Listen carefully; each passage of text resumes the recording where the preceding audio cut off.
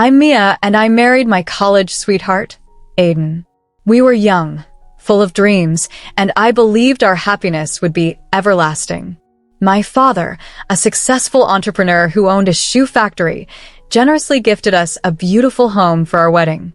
4 years later, our son Wyatt was born, and I dedicated myself to being an impeccable housewife and mother.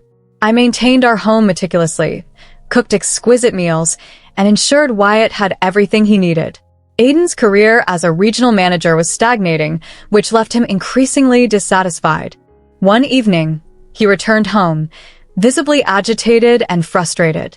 "Mia, I can't stand this anymore," he exclaimed, pounding his fist on the kitchen table. "I'm working tirelessly, and for what? Just scraps." I tried to respond calmly, asking what he wanted me to do. Suddenly, his eyes brightened. "Your father could offer me a job at the factory, maybe even a chief executive officer. Could you talk to him?" he pleaded. I hesitated, knowing my father valued fairness in his business, and I didn't want to exploit our relationship. However, seeing Aiden's desperate look, I agreed to discuss it with my father. The next day, I visited my father at his office. With nerves tingling, I broached the subject. "Dad, Aiden is unhappy with his job. Is there any chance you could find a place for him here at the factories?" After a thoughtful pause, my father agreed to give Aiden an opportunity, but made it clear he would need to prove himself like anyone else. When I relayed the good news to Aiden, he was overjoyed, lifting me off the ground in a whirl of excitement. "You're incredible, Mia. This will change everything for us." And for a time, it did. Aiden's new job improved our finances significantly, alleviating that particular stress. However, as one problem diminished, another emerged: my relationship with Aiden's mother, Sophia. Sophia was a formidable presence, overly protective of her son, and openly critical of me. She often visited unannounced, scrutinized my homemaking, and demanded my constant attention. One afternoon, while I was busy preparing dinner, Sophia stormed in. "Mia, I need you to take me shopping right now," she demanded. Trying to keep my composure, I explained I was in the middle of something, but could perhaps manage it the next day. Her response was sharp and dismissive, questioning if I considered her needs unimportant. I swallowed my frustration, promising to hurry up and take her shortly. As I drove Sophia to the mall, enduring her relentless critiques of my driving, cooking, and virtually everything else, I pondered how my life had led to this point. I was a smart, capable woman, yet here I was, constantly bending to the will of others while my own aspirations were neglected. On another taxing afternoon, Sophia burst into our home without notice. "Mia, I'm starving. Make me something to eat," she demanded. Suppressing a sigh, I paused my chores and headed to the kitchen. As I prepared her meal, she sat at the table, issuing criticisms and complaints, underscoring the stark contrast between the life I envisioned and the one I was living. Every time I cooked, she would criticize. "You're using too much oil," she snapped one evening. "And for heaven's sake, cut those vegetables smaller. Don't you know how to cook properly?" As I set the finished meal on the table, hoping she would eat and leave, she surprised me further. Gathering all the food I had prepared, she announced, "I'll be taking this with me. I have bridge club tonight, and this will make great snacks." I watched in disbelief. "But Sophia, that was supposed to be our dinner." "Oh, you can always make more," she said dismissively, already at the door. "It's not like you have anything better to do." The door slammed shut behind her, leaving me feeling utterly defeated. Glancing at the clock, I realized I had less than an hour to whip up something else before Aiden arrived home from work. When Aiden walked in, he was puzzled by the chaos. "What's going on?" he asked, loosening his tie. "Why isn't dinner ready?" I recounted the episode with his mother, hoping for some sympathy or support. Instead, his expression hardened. "Mom was here, and you didn't make her feel welcome?" he demanded. "Accommodating?" I repeated, incredulous. "Aiden, she took our dinner. She treats me like a servant in my own home." Aiden shook his head, annoyed. "You're exaggerating. Mom just wants to feel loved and appreciated." "Is that too much to ask?" We ate the hastily prepared meal in tense silence. Aiden, once my high school sweetheart and closest confidant, now seemed like a stranger across the table. One evening, Aiden arrived home visibly upset, his face red with anger. "Mia," he bellowed, "your father is a tyrant. He humiliates people and uses them like pawns in his games." I was shocked. My father had always been just and kind. "What happened?" I asked gently. "I stood up for an employee today. Your father was treating him unfairly, and I couldn't just watch. And you know what your so-called precious daddy did? He fired me on the spot." This doesn't sound like dad at all. "There must be some misunderstanding," I suggested, but Aiden was irate. "No," he roared. "You will not speak to your father. As far as we're concerned, they no longer exist for us. Do you understand?" I nodded, too stunned and frightened to argue. In the following days, Aiden secured another job and things seemed to stabilize, but the warmth and love that once defined our relationship had been replaced by fear and resentment. As the years passed, our son Wyatt grew up, often inquiring about his grandparents. Aiden would dismiss any discussion about them.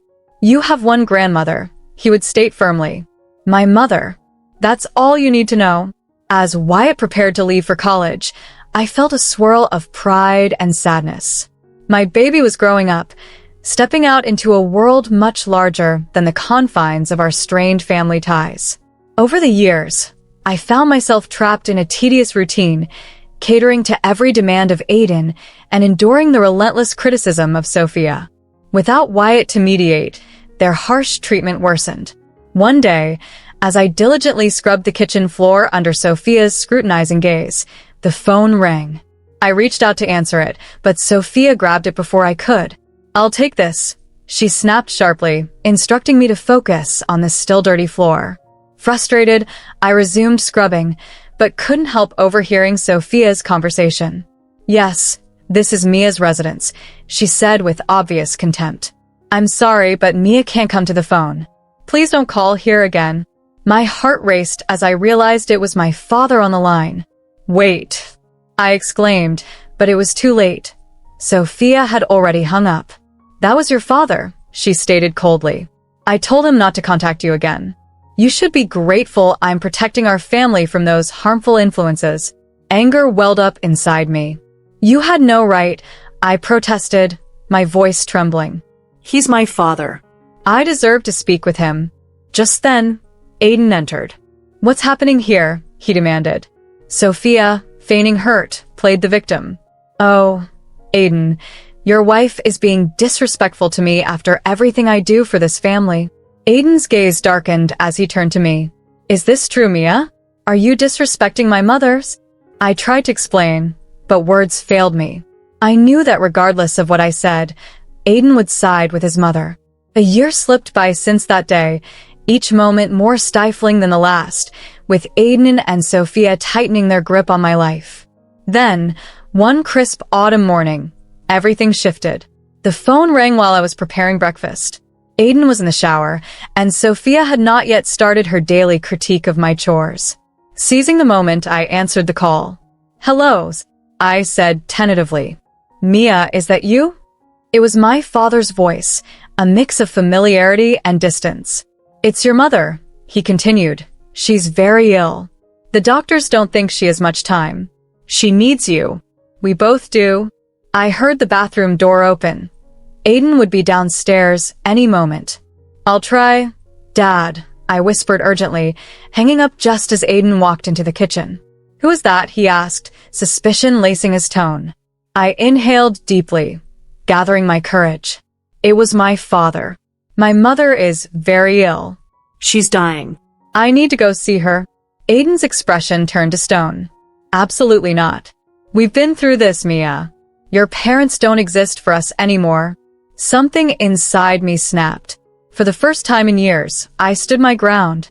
"I'm going, Aiden. With or without your permission. I am determined to stay by my mother's side and bid her farewell." With a resolved expression, Aiden concedes, "All right, but just one day. That's all I'm giving you. Then, you come back where you belong." I nod, barely holding back my emotions. One day is a small mercy, but it's better than none at all. My hands tremble as I phone my son, Wyatt, who surprises me by offering to join me the following morning. Early the next day, Wyatt and I travel to the house where I grew up. My father, visibly aged and worn by sorrow, greets us at the door and embraces me tightly. He escorts us to where my mother rests. Despite her frailty and pale appearance, her eyes sparkle with recognition when she sees me. "Mia," she murmurs, extending a shaky hand. "My darling girl." I rush to her, taking her hand gently. "Mom, I'm here." I'm so sorry. "Can you forgive me?" She smiles faintly. "There's nothing to forgive, my dear. I'm just happy you're here now." We spend the day reminiscing and reconnecting. As dusk settles, my mother's breaths grow shallow. Holding my hand tightly, she looks into my eyes. "Mia, promise me you'll truly live your life. Don't let anyone suppress your spirit," she says softly. Tears roll down my cheeks as I nod. "I promise, Mom. I promise." She smiles one last time before closing her eyes forever. As I grapple with the loss, my phone rings persistently. I know it's Aiden without looking. I step into the hallway to answer, Aiden's voice harsh and impatient. "Where are you, Mia? You should have been back by now." I reply, voice choked with grief. "Aiden, I can't leave. Mom just died. I need to stay for the funeral." He erupts, "No. I gave you one day. If you're not back tomorrow, don't bother returning." His ultimatum lingers, both a threat and a vow. For a moment, I consider yielding, returning to the life I've known. But my mother's final words echo in my mind, inspiring me to embrace my life fully. "No," I say firmly, "I'm staying." I hang up before he can react, my heart racing. For the first time, I've defied Aiden, and the feeling is both terrifying and liberating. The following days are a whirlwind of sorrow and funeral preparations. On the day of the funeral, as we stand by my mother's grave, my phone rings again. Aiden's name appears, and impulsively, I hit the speaker button to quickly mute it. His voice, loud and furious, fills the air. "Mia, this is your last chance. Come home now, or I'll come get you myself." "You ungrateful." I cut the call, surrounded by the solemnity of the moment and the support of my family. I am resolute, empowered by my mother's spirit and the strength I've found in defiance. After ending a distressing phone call, I felt my cheeks flush with a mix of shame and anger. Around us, the mourners at the cemetery appeared visibly taken aback, and Wyatt looked furious. My father, however, seemed mostly concerned. Once the funeral service concluded, he drew me aside. "Mia," he began softly as we found a secluded spot near the edge of the cemetery. "There's something important I need to tell you about Aiden. Something I regret not sharing sooner."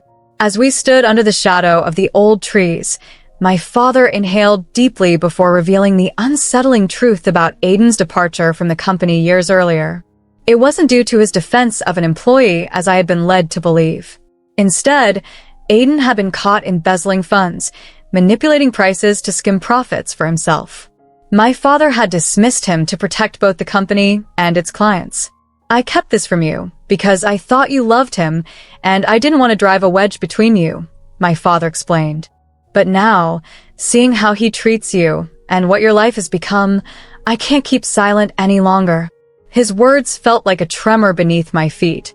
For years, I had lived under the illusion of Aiden's integrity, enduring not only his deceptions, but also the emotional cruelty from him and his sister Sophia.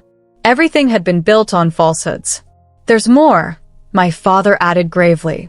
"I've heard from a reliable source that Aiden's new company is under investigation for similar irregularities."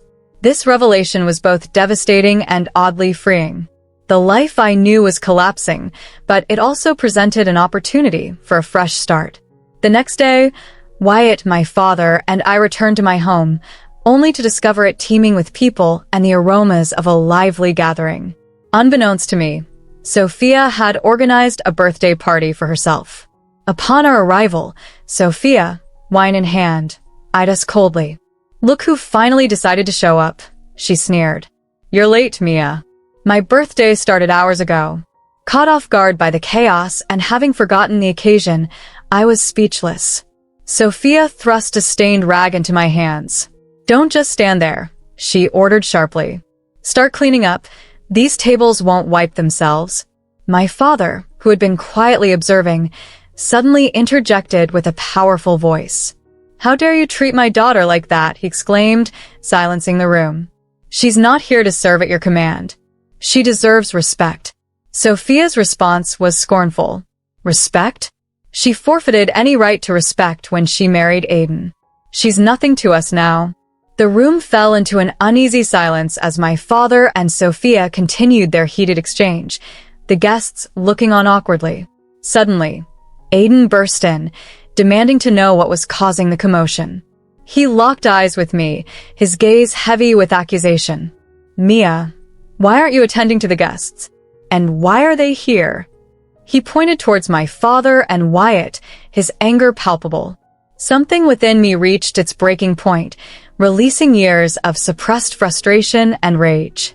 "No, Aiden," I replied, my voice calm yet firm. "I won't be serving anyone, cleaning up after them, or staying quiet any longer." The room fell silent. Even Sophia seemed at a loss for words. "I know the truth, Aiden," I continued, my resolve strengthening as I produced the divorce papers I had hastily drafted. "I understand why you really left my father's company, and I can't continue this way. I want a divorce." For a moment, Aiden looked ready to attack, but realizing he was outnumbered, his defiance seemed to drain away. "Fine," he hissed. "Take your divorce, but you won't get a dime from me." I couldn't suppress a chuckle. "This house is mine, Aiden. Remember, my father gifted it to us when we got married. It's you who needs to find somewhere else to live." Aiden and Sophia soon left, casting bitter glares our way.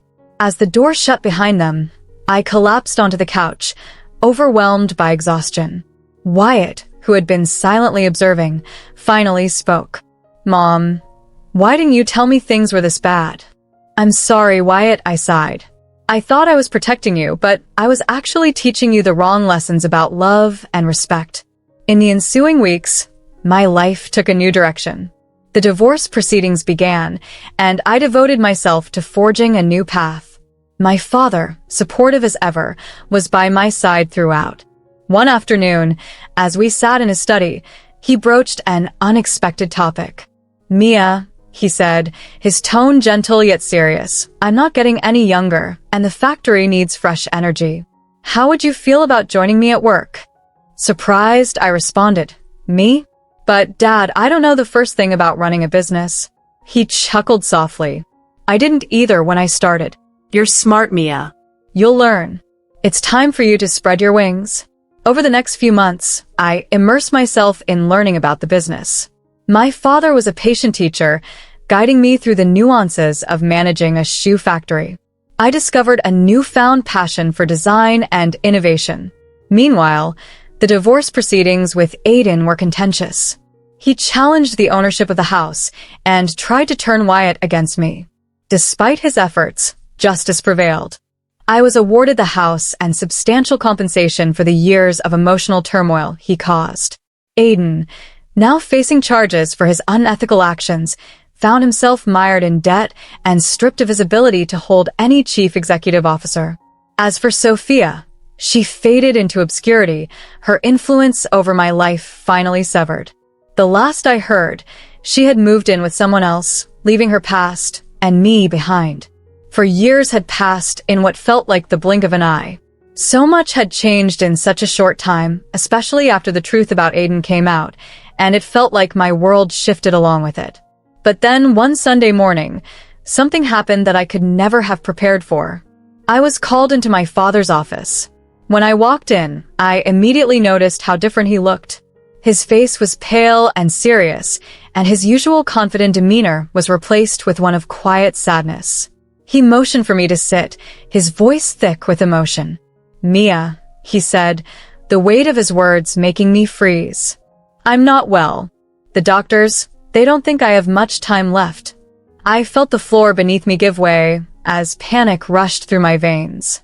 "Dad, no," I whispered, reaching out for his hand. He squeezed my fingers gently, trying to offer me some comfort despite his own pain. "It's okay, sweetheart," he said softly. "I've had a good life. And now, I can go knowing you're strong, that you'll be all right, and that you're free." Tears welled up in my eyes as he continued, his voice steady despite the news. "I'm leaving everything to you, Mia. The business, the house, all of it. You've proven yourself more than capable. I know you'll take care of it." In the weeks that followed, we spent as much time together as possible, knowing that each moment was precious. My father's health declined quickly, but his spirit remained unbroken. He passed away quietly in his sleep, leaving behind a legacy I was now responsible for carrying on. News of his death and my inheritance spread like wildfire through our small town. As I tried to adjust to my new life without him, something unexpected happened. On a crisp autumn afternoon, I heard the doorbell ring. When I opened it, I was shocked to find Aiden standing there, holding a bouquet of flowers, his face filled with regret. "Mia," he said softly, his voice lower than I had heard it in years. "I'm so sorry about your father. May I come in?" Despite the years of distance and pain, I reluctantly stepped aside, allowing him into the house. We stood in the foyer, awkward silence stretching between us. Finally, Aiden broke it. "I've been doing a lot of thinking, Mia, about us, about everything. I know I made terrible mistakes, but I've changed. My mom, she passed away last month, and now there's nothing standing between us. We can be happy together again." Before I could even respond, I heard a car pull up in the driveway. Moments later, the front door opened, and a tall, distinguished man walked in. "Mia, darling, I'm home," he called out, his voice warm and familiar. But when he saw Aiden, he froze, confusion and anger flickering across his face. "Who the hell is this?" Aiden demanded, his eyes shifting between us. The man stepped forward, extending his hand to Aiden. "I'm Angel, Mia's husband. And you are—" Aiden ignored the hand and sneered. "Husband? You're remarried? You traitor." His voice was full of rage. Angel's expression hardened immediately. He stepped between us, his voice calm but dangerous. "I suggest you leave, now. And don't ever speak to my wife like that again." Aiden lunged forward, but Angel was faster. He grabbed Aiden by the arm, pulling him toward the door with surprising strength. "This is your one and only warning. Stay away from Mia. If you ever come near her again or insult her like that, you'll regret it." With that, Angel slammed the door shut, leaving Aiden outside, his face filled with fury as the screeching sound of his tires faded away. Angel turned to me, his face softening with concern. "Are you okay, loves?" I nodded, stepping into his embrace. "I'm fine. I'm just glad you're home," I said, a smile forming despite the chaos of the moment. "And I'm glad you waited for me after all these years." Angel chuckled, pressing a soft kiss to my forehead. "I've loved you since high school, Mia. I would have waited forever if I had to." As we stood there in each other's arms, I couldn't help but marvel at how life had come full circle. Angel and I had been high school sweethearts, but life had torn us apart when Aiden entered the picture. After my divorce, Angel and I had reconnected, and our feelings for each other blossomed once more. We had married in a quiet ceremony just 3 months ago, and now we were starting a new chapter of our lives together. Then my phone buzzed, breaking the moment. It was a text from Wyatt. "Mom, great news. Chloe's pregnant. You're going to be a grandmother." In the months that followed, life settled into a beautiful rhythm. Wyatt and his wife, Chloe, moved back to the city, eager to be close to family as they prepared for their baby's arrival. They joined us at the factory, bringing new ideas and fresh energy to the business. It felt like everything was falling into place, and though the past had been painful, the future was brighter than I had ever imagined.